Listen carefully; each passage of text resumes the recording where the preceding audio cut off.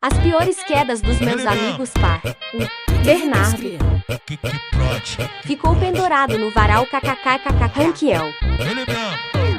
Muito bom, João. Essa menina tá muito doidinha. Olha eu aí.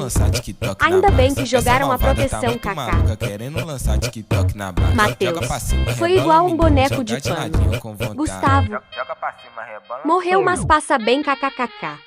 Joga pra cima.